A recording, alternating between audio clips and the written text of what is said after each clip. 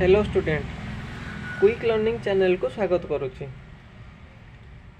आज वीडियो रे आमे भारत में होइतिबा साइक्लोन जोटा कि 2020 और 21 मसीह होइतिला, यार ओरिजिन कौ समुद्र रे होइतिला और यार नामकरण कौ देश करथिला सेही विषय रे जानिबा।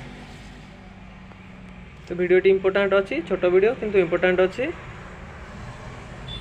तो एटा को मन रखिया पड़ियो एग्जाम पर्सपेक्टिव रे बहुत इंपोर्टेंट।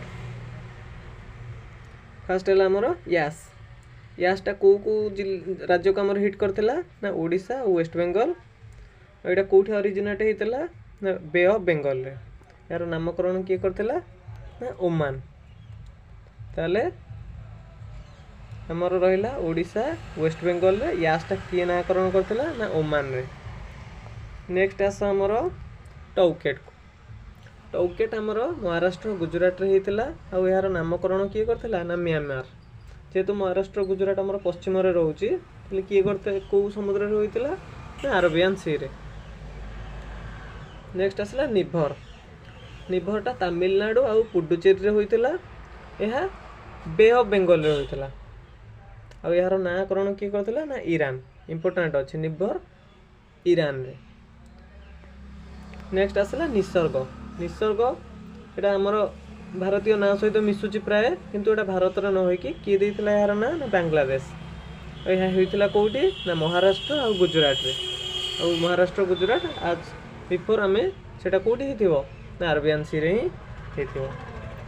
तारपर आसला अम्फान अम्फानटा आमर ओडिशा और वेस्ट बेंगल को हिट करथिला और या कोठी हेतिला ना बे ऑफ बेंगल और यार नामकरण किए करथिला ना थाईलैंड।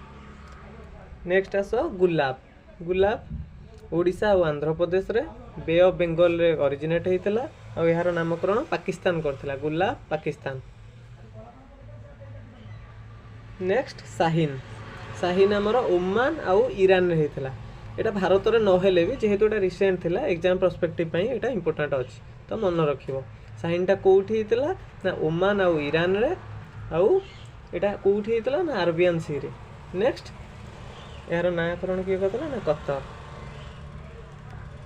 देन आसला जवाद जवाद ओडिशा ओडिशा रे हेतिला और यार नामकरण किए करथिला ना सऊदी अरब और एटा को समुद्र रे हेतिला ना बे ऑफ बेंगल रे। लास्ट वन हमर रहिला कोठो ना असनी लास्ट वन असनी को राज्य रे हेतिला ओडिशा और आंध्र प्रदेश और एटा को समुद्र रे हेतिला ना बे ऑफ बेंगल और यार नामकरण किए करथिला ना श्रीलंका। आज वीडियो पे एतिकी, धन्यवाद।